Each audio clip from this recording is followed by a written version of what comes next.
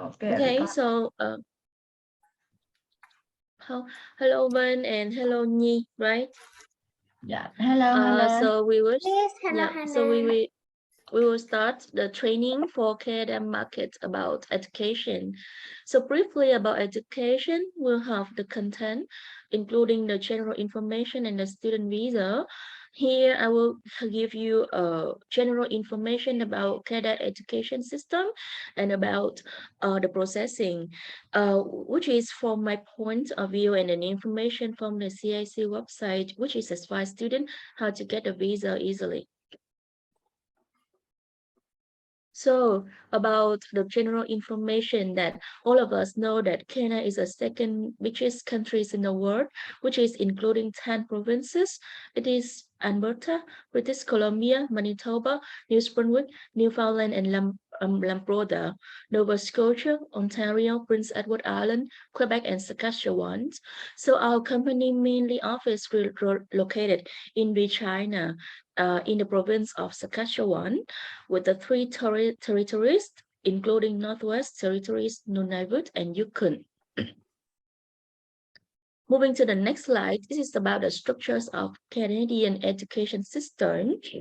All of us know that we have the education system from Vietnam to Philippines and other countries, which is first started with pre-elementary. In Canada, the pre-elementary is between the age of 4 to 5.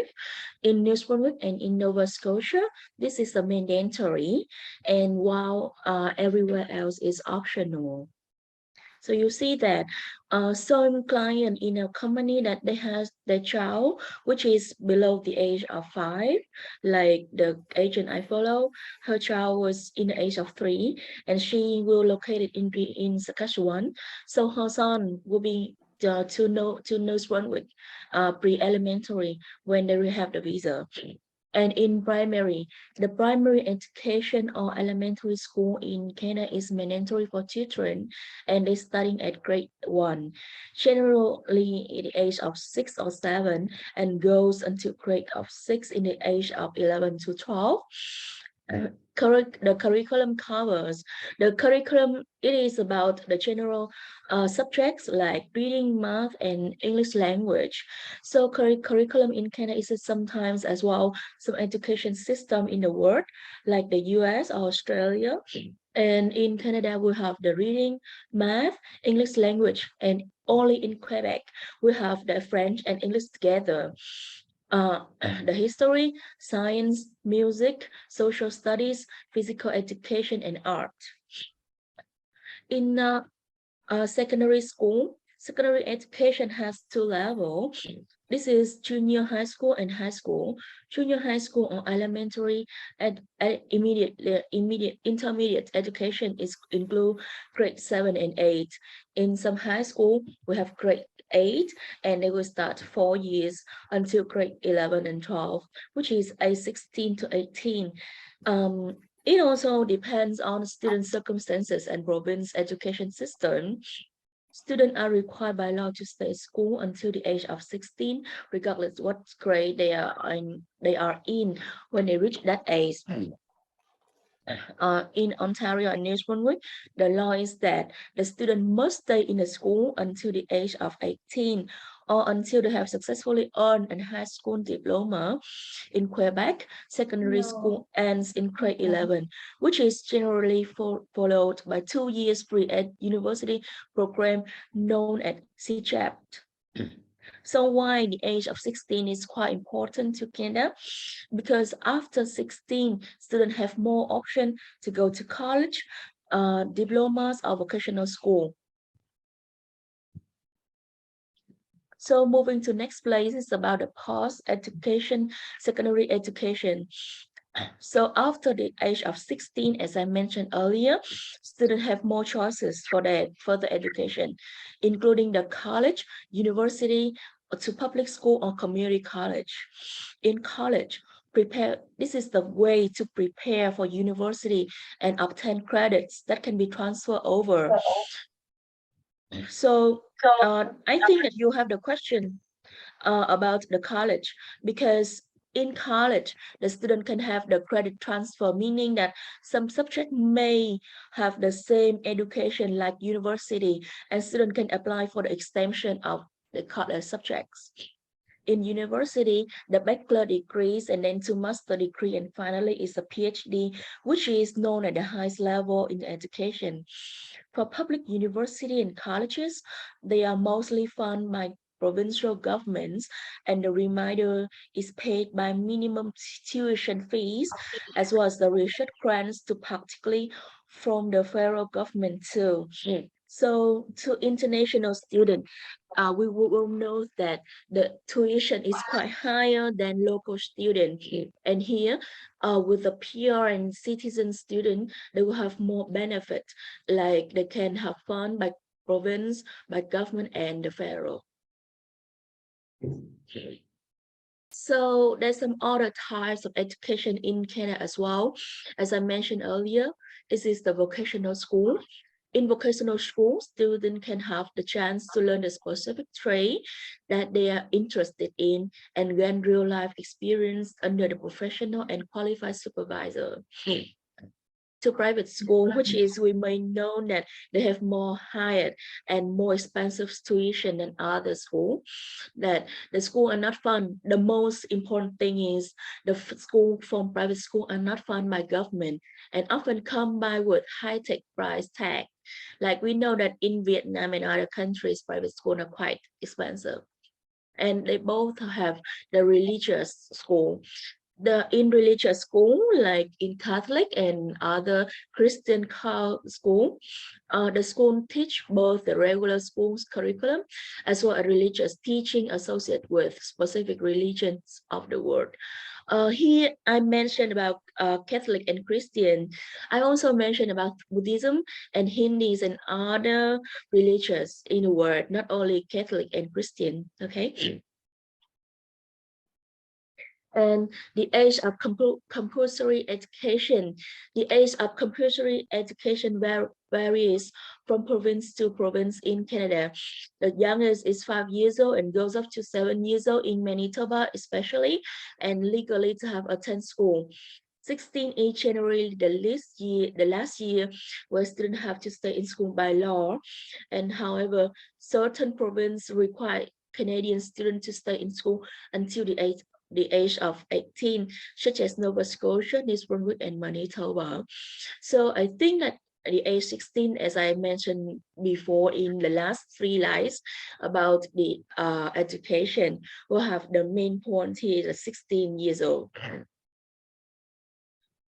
And talking a little bit about the financial capacity proven for a student who study in Canada. As we both know that in Vietnam and other countries, which is under the system called STS, which is have a more benefit for students who have higher education and have a best English capacity for IELTS at least 6.0 with all bands, including reading, speaking, listening, and writing. So I think that I should talk more about the financial capacity proven here, which is have 2 options for the student goes with under the terms of how to prove the finance. And another one is we go with SCS, that which we know that can waive the financial capacity proven. But I think that I will have a focus information here is that we both know that ADS, we don't have to clarify the source of fund and other income, how to prove the finance for the student to study in Canada. But to some office here, because a lot of students have better English capacity, but their background in some province with high risk, like from the north of Vietnam, the officer may randomly choose them and ask them how to prove the source of fund and how source of income. So we may focus on that. And I think that in Philippines and 2 other countries, under the SES system, they have that as well. So we may focus on random check too. And here I have 2 things to state, to mention to you, that the source of income and the source of fund. So how to prove for the source of fund? This is from the source of income, and other income is what it can fail is that the proof of labor contracts of the sponsor. Here the sponsor we both know that from my background, we can use the relative like parents, uncle, aunties, and other source of income. But in Canada, they mainly focus on parents other than source of income. So with the labor contracts of sponsor known as parents or at least sibling appointment for position stating that which position that parents holding. And here we can use not only for appointment of position, we can use the reference of some parents. Employment verification letter. This is like reference letter as I stated before. And the asset here to use to prove the source of income. This is the certificate of land use right, certificate of land use right with asset attached to lands, or certificate of house ownership. Here I can call the term in short that the title deed spelling for D double E in D. This is proven the land legal information. And interest of investment like to bonds, stock, and heritage can use a source of fund as a source of income as well. But we main focus that I will talk about Vietnam because you see that the stock exchange right now is not that high price, high interest as we used to have before. So we go to the stock, we have to focus on the how to say the ups and downs of the stock and the interest getting from that. In case that we use the stock to prove the source of income, we may have other source of income as well to prove that we have more finance to prove other than the stock.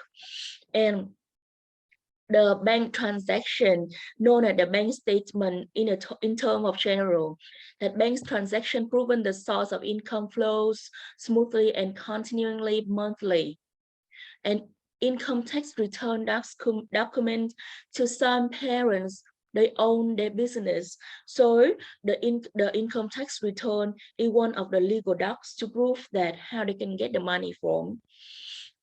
The source of fund coming from the source of income from the working, from assets, from interest and bank transaction with a tax return. And in Vietnam we use that 1 billion Vietnam dong worth for 50 50,000 Canadian dollar. Yeah, that's it. So about the student visa, as I mentioned earlier, I will show you that the student direct stream, and so there's only countries have that benefit, including Brazil, China, Colombia, Costa Rica, India, Morocco, Pakistan, Peru, Philippines, Senegal, Saint Vincent and the Grenadines, Trinidad and Tobago, and Vietnam. So we have Vietnam, Philippines, and India go under the system of SES. Yeah. In India and in Philippines, they both speak English and Catalog language. But in Vietnam, we only speak Vietnamese, and some students don't have that capacity. But we think that we have best partners, so have better education and English for students. Yeah, here. About the eligibility criteria. So how to prove that you have the English capacity? This is the proof of valid language structure result. The valid of IELTS certificate is about 2 years, starting from the date the student have the test, not the date that the certificate issue. Why I mentioned that? Because in some way, when I enroll the student, then the school may see that, oh, on the IELTS that the issue days is quite close, and when I move further with the date they have the test, which is better for the student to have time to take the IELTS examination, or they have better to prepare for the IELTS test. So here the English above the IELTS is above 6.0, and to TF at least 3.0, speaking 249, and listening 247, and 310 for writing. This is for French language. And the proof of guarantee investment certificate known as GIC for the SCS term is we would deposit for a bank in Canada like CIBC on on Scotia Bank, which is at least for 10,000. This is a requirement from Canadian government about education. But this is the not the full number. The full number may include for the service fee from the bank. In CIBC, it is 150, and to Scotiabank is about 200. And the proof of payment of tuition of the student first year of study, we have to pay for the full. All the university or the DOE school in Canada require for the first year's tuition payment fully. And after do all the requirement in IELTS, the enrollment for GIC will have the full acceptance letter of acceptance from post-secondary DOE school and university. To process for that, we also require for the most recent secondary or post-secondary education transcript. Moving to next slide, this is student visa continue about non-SDS student. In Vietnam and two other countries, as I stated from the previous line, it is from the IELTS above 6.0, but some may not above, they below. So how we can prove that? We must use for the source of income, as I stated in some previous, in a couple slides. It's about labor contracts, appointment on position, employment verification letter, stating the position and wage monthly. So we can use and ask the parents for the reference letter stating their time, working time, and the income per month, including the tax. Proof of fully payment for first year student, first year's payment, and letter of acceptance from post-secondary DOE, and most recent secondary or post-secondary education transcript. Yeah, this is a short training for student Canada in what we are doing right now. And in our company, we also have the option for students that if they have information from those, we have more better support for them, like after graduates in university colleges in Canada, in high school in Canada, we can help them to advise to other university in Canada. And here, we have the contracts with some master agent, so we can send all the student application to all the school, but in GTR, I will have the final assessment before sending to them to get the best result. Yeah. So this is my training. Do you have any question about that? Annie, do you have any question?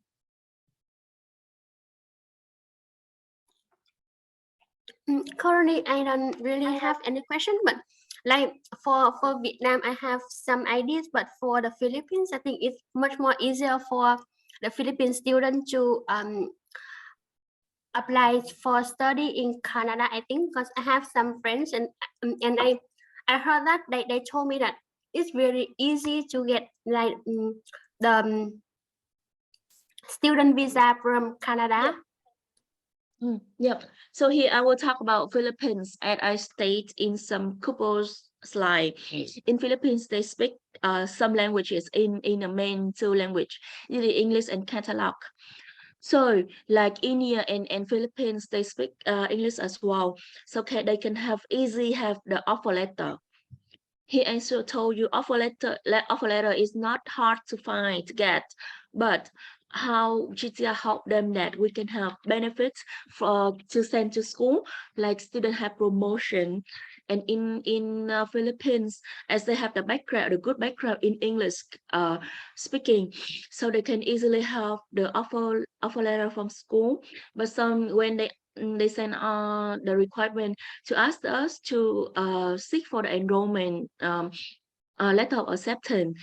Whenever I follow with the master agent or into some school that we have this direct contracts, some school offer the student to the promote or the scholarship for 5 to 10% or sometimes to 20%. Yeah. But the indirect student, whenever they want to have scholarship, they have to request for further information, like they have to write for a statement of purpose, stating that how they can deserve to get a scholarship, or they may miss the chance to entitle for the promotion or scholarship granting from school directly granted to agent. And to Philippines, it is not hard for them to find, as I told you, the letter of acceptance, but the way to get the student visa. And I told you that the officer may randomly check about their background and the financial capacity. I have some students before they go with SDS, and some officer they choose random one application and ask them, okay, you have that at least 10,000 here. So, well, what is the source of income from your parents? This is what you have to prepare before. I got it. So the advantage of GTR is that we can advise them and we can assist them to easier for getting the scholarship in the school in Canada, right? Yes, correct. And also that although we have to sign contract with master agent, but here we have some direct school and university like University of New Brunswick or University of Regina, so we have better promotion from them other than agents. Okay, I see. So maybe we can in here we can promote we will promote for some university which we have connection with, so it will be easier for extract the students who come to us for if they want to study in these universities. Yes. Yeah, Okay. here about new. Okay, sorry to interrupt you, but because we mainly focus on Saskatchewan and we have direct contract with Regina University and University of New Brunswick. So in those provinces, we will have the benefit for students to study and then for further immigration and getting the PR. Yeah, I got it now. Thank you so much. Yeah, you're welcome. So, Hannah, do you have image or information about two university you have just mentioned? About Regina, University of Regina and University of New Brunswick tonight. As yesterday that Amy handed me some brochure and flyer, and about University of Regina, I'll keep talking with him and then asking him to send us some digital information. Because here, our boss Manoj signed contract with University of Regina directly in Canada. So I think that they may have sent the requirement again for the office in Vietnam to Canada and to University of New Brunswick. We have direct contact, so that I will ask Amy tomorrow, because tonight she will meet the marketing director of University of New Brunswick. So he will hand out us the digital information about the school to promote. Yeah. So we are waiting for the material in order to promote on digital marketing. Yeah, I think that will be great. Yes. Anything else, both Annie and Hannah? What else do you want to talk more? We have 4 more minutes. Like for example, like before, I heard that the fee for the consultant for the Filipino students, like if they want to like get our assistance for getting the student visa in Canada, so how much is that? Like is if comparing to the cost they do it themselves, or if we are Asian, which is more like more benefit for them.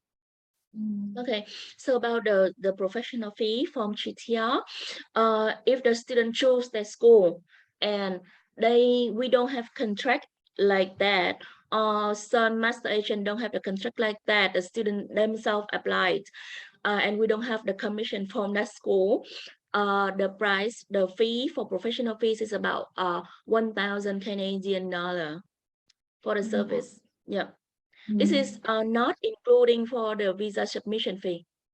The visa submission fees is about 235 Canadian dollar, including for the biometrics provide. And to other agents or other company, the price may higher and than us. Yeah. But So to students that are going with us and we have the commission, the professional fee may decrease like 200, or sometimes we don't collect the fee. Yeah. yeah, I think that's It good. depends on the situation. Yeah. I see. Like if we go directly to University of Regina or New Brunswick University, the fee is waiver, no fee. Yeah. I see. So we should, in the first campaigns, we should focus on choose our universities first, right? Yeah. Yeah. Yeah. And we only collect them for the translation fee, not other than for the only for the Wow. translation and the visa fee. Yeah. Yes, I think it's time to say goodbye because the remaining meeting time is only 1 minute. And if you have any questions, you can ask directly to Hannah or to me. So all your questions we will reply. Yeah, thank you so Okay, much. for And sure. can we have also the PowerPoint slide, this PowerPoint slide, Sure. so I can review later? Sure. Yeah. Sure, Okay. sure. Okay. Thank Okay. you so Got much, it. Hannah. Yeah, have a nice day. Have a nice, beautiful ladies. Yeah, have Yeah. a great day. Thank you. Goodbye, Hannah and Annie. Thank you. Bye bye. Bye.